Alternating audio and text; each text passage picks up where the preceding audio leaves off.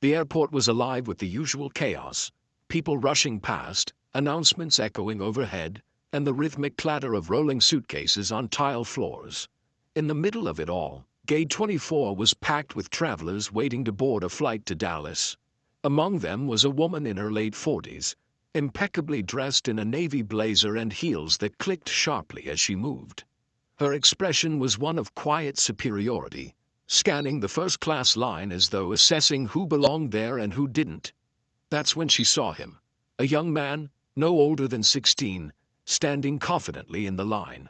His outfit was casual: jeans, a hoodie, and a bright red hat that made her eyes narrow.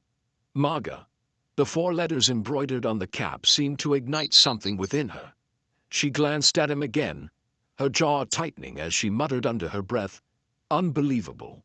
He didn't seem to notice her yet, his attention on his phone, occasionally glancing at the gate agent who was busy preparing for boarding. But she wasn't about to let this slide. Her indignation grew as she imagined the audacity of someone like him wearing that hat in first class. Her thoughts ran wild. Was he even old enough to pay for that ticket? Did he think the hat would give him some kind of free pass? The boarding announcement crackled over the speakers, and the young man began to move forward, his ticket in hand. But as he approached the gate, the woman stepped closer, her heels clicking loudly on the floor. She wasn't going to keep her thoughts to herself for long. But before the line started moving, her reaction was about to spark a scene that no one at Gate 24 would forget. The woman didn't waste any time. As the young man stepped toward the gate agent, she angled herself in front of him, blocking his path. Her polished demeanor was now tinged with irritation as she spoke loudly enough for those nearby to hear. "Excuse me?" she said, her tone dripping with condescension. "I think you might be in the wrong line." The young man blinked, momentarily confused. He looked around, then back at her. "No, this is first class," he replied simply, holding up his boarding pass. Her eyes narrowed as she took in the bold red hat perched on his head. "First class?" she repeated with a skeptical laugh. "You're telling me you bought a first-class ticket?" Her voice carried enough to catch the attention of others in the line. A few people turned their heads, their curiosity piqued. The young man stayed calm, though there was a slight crease in his brow now. "Yes, ma'am," he said, his tone polite but firm. "Is there a problem?" The woman crossed her arms, her voice sharpening. "Look, I don't know who you think you are, but first class is for people who...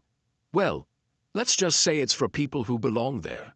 She gestured at his hat. "And I'm not sure someone with that attitude belongs here." The young man tilted his head, his lips pressing into a thin line. He didn't say anything at first, but the silence only seemed to embolden her. "You know," she continued, her voice rising slightly, "there are plenty of seats back in economy where you'd probably feel more comfortable." By now more heads had turned, and a murmur began to ripple through the crowd. The gate agent glanced up from her screen, her expression shifting to one of concern. But instead of shrinking away, the young man squared his shoulders, ready to respond in a way that no one expected. The young man drew a slow breath, his calm composure unwavering. He looked the woman directly in the eye, his voice steady. "Ma'am, I'm just here to board my flight like everyone else. My ticket's valid and I don't think it's anyone's business where I sit." His words, simple yet resolute, only seemed to fuel her indignation. She let out a scoff and turned to the people around them, as if seeking validation. "Can you believe this?" she said, gesturing toward him. "First class used to mean something. Now apparently anyone can just—" "That's enough," interrupted a voice from the gate. The gate agent, a middle-aged woman with a no-nonsense demeanor, had stepped out from behind her desk. She crossed her arms, her gaze sharp. "Is there a problem here?" The woman turned toward her, her tone switching to faux innocence. "I'm just saying I think it's a little suspicious that someone like him," she paused, glancing at the young man again, "is in this line. I mean, look at him." The murmurs in the crowd grew louder, some people shaking their heads, others whispering to one another. A man in a business suit muttered, "What's her problem?" while a younger woman holding a toddler glared at the woman with visible disapproval. The gate agent raised a hand to quiet the crowd. "Let me see your boarding pass, sir," she said to the young man. He handed it over without hesitation. She scanned it, glanced at her screen and nodded. "Mr. Barron Trump, first class, everything checks out." A wave of silence washed over the onlookers. The name hung in the air like an unspoken truth, and all eyes snapped back to the young man. He stood there unfazed, as if he'd been through this kind of scrutiny before. The woman blinked, her mouth opening and closing as if searching for words. "Wait, you're—" He nodded. "Yes, ma'am, that's my name." The crowd's murmurs turned to hushed exclamations. People began pulling out their phones, some snapping pictures, others quickly Googling his name. The tension in the air had shifted, but the woman's indignation hadn't entirely melted away. But the moment wasn't over yet, and Barron's next words were about to change everything. Barron Trump didn't raise his voice. He didn't need to. His words were calm, deliberate, and carried a weight that made everyone lean in just a little closer. "You know," he began, looking directly at the woman, "my dad always told me to treat people with respect, even when they don't show it back, because how you act says more about you than it does about anyone else." The woman's face flushed a deep red. She opened her mouth to respond, but Barron wasn't finished. "You judged me without knowing anything about me. All you saw was a hat. But here's the thing. That hat doesn't define me. Just like your words today don't have to define you." The crowd was riveted. Conversation stopped, and even the gate agent froze mid-step, her hand still hovering near the boarding scanner. Barron took a small step forward, his voice softening but still carrying across the space. "I didn't choose to be in the position I'm in, but I do get to choose how I act.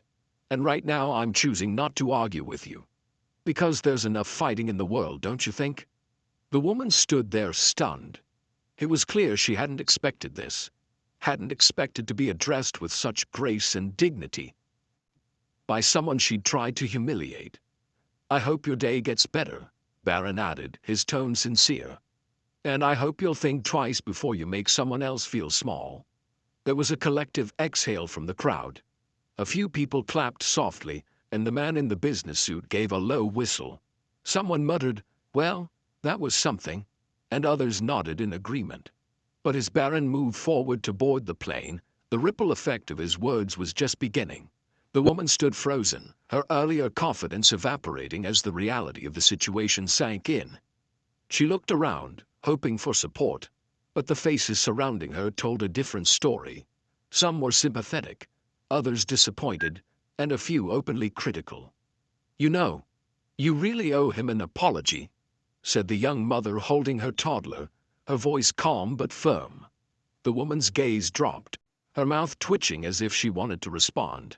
But no words came. Barron had already disappeared down the jet bridge, his red hat still visible as he walked away. The crowd began to shift, people returning to their own concerns, but the atmosphere felt different, heavier, more reflective. The woman's shoulders sagged, and she turned back toward the gate agent who was now checking tickets again. "I didn't mean, I just thought—" The gate agent didn't look up, her expression impassive as she scanned the next passenger's boarding pass. "Maybe think a little more before you speak next time," she said quietly, her tone devoid of judgment, but not without meaning. The woman sighed and stepped aside, moving to the back of the line.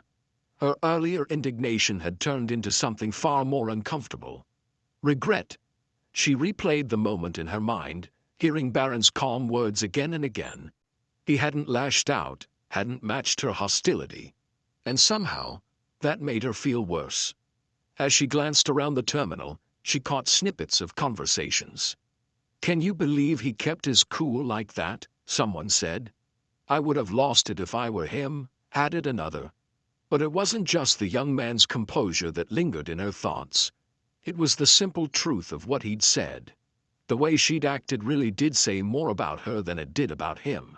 But the lesson she was beginning to grasp was something the entire terminal would take with them long after the flight departed. The terminal gradually settled back into its usual rhythm, but the energy around Gate 24 remained different. Strangers who had once been engrossed in their own lives now exchanged knowing glances, quiet conversations springing up about what had just unfolded. The young mother, still holding her sleepy toddler, leaned over to the man in the business suit. "You don't see that kind of restraint often." especially from someone his age, she said. He nodded thoughtfully, his face contemplative. It's rare these days, isn't it? Someone standing up for themselves without tearing someone else down. A few seats away, an older woman turned to her companion. I feel for her, though, she said softly, referring to the woman who had caused the scene. It takes courage to admit when you've been wrong, and I think she's starting to realize it. The woman herself sat quietly at the back of the boarding line now, her head down, lost in thought. She was still grappling with what had happened, but deep down, she knew she had been wrong. What surprised her most wasn't the embarrassment of being called out. It was the grace with which the young man had handled it. He could have humiliated her, could have thrown her words back in her face, but instead, he had chosen to de-escalate. His restraint was something she hadn't expected, and it gnawed at her conscience. Nearby, two teenagers whispered excitedly, phones in hand. Did you see the way he spoke to her? It's all over TikTok already. One of them said, showing her screen to the other. Yeah, but it wasn't just what he said. It's how he said it. Like, calm but strong, you know, replied the other. The woman overheard them, her cheeks burning again. But this time, the heat wasn't just embarrassment. It was the beginning of realization. She had allowed her assumptions to cloud her judgment, and now she was the one being judged. But what she hadn't realized yet was how that brief encounter was already sparking a larger conversation far beyond Gate 24. As the flight prepared for departure, the woman finally boarded, her head low as she passed through the first-class cabin. There he was, seated by the window, the red hat resting on the tray table in front of him. Barron didn't look up, seemingly engrossed in a book. But as she walked by, she hesitated, the words she'd been rehearsing catching in her throat. She stopped, turning slightly toward him. Excuse me, she said softly. He glanced up, his expression neutral but not unkind. I just wanted to say I'm sorry. I shouldn't have assumed anything about you. That was wrong of me. Barron studied her for a moment before nodding slightly. Apology accepted, he said simply, his tone as calm as it had been earlier. She lingered for a moment, unsure if she should say more, but his gaze had already shifted back to his book. Taking the cue, she moved on to her seat, her heart feeling both lighter and heavier at once. The flight attendants completed their final checks, and the plane taxied toward the runway. Passengers settled in, but the atmosphere carried the remnants of what had happened back at the gate. Conversations about respect, assumptions, and composure buzzed quietly among the rows. Meanwhile, Barron leaned back in his seat, his book open but unread. His mind replayed the moment, not out of pride, but reflection. He had spent much of his life navigating situations like this, being judged, scrutinized, even dismissed. It never got easier, but his father's advice always stayed with him. Rise above. Always rise above. He looked out the window as the plane lifted off, wondering if the woman truly understood the lesson she had learned today. More importantly, he hoped the others who had witnessed the exchange would carry it with them too, because sometimes it's the smallest interactions that remind us how powerful our words and actions can be. The flight cruised steadily at 35,000 feet. The cabin lights dimmed as passengers settled into their seats.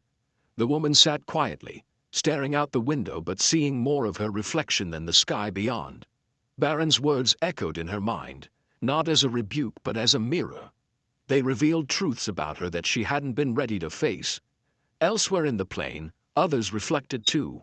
The man in the business suit scrolled through emails but found himself pausing, thinking about how often he jumped to conclusions in his own life. The young mother smiled softly at her sleeping child, grateful for the reminder to raise him with kindness and respect. As the plane began its descent into Dallas, an unspoken understanding seemed to ripple through the cabin. That day at Gate 24, something meaningful had unfolded. For Barron, it was just another flight, another moment to rise above assumptions and hold on to the values instilled in him. For the woman, it was a turning point, a humbling experience that she knew would stay with her. And for everyone else who had been there, it was a story, a reminder of the importance of grace, humility, and the courage to see beyond appearances. If this story resonated with you, Take a moment to reflect on your own actions. How often do we judge without knowing the full story? Let's strive to be better, not just for ourselves but for those around us. Don't forget to subscribe for more stories that inspire, challenge, and remind us of the impact of kindness and understanding.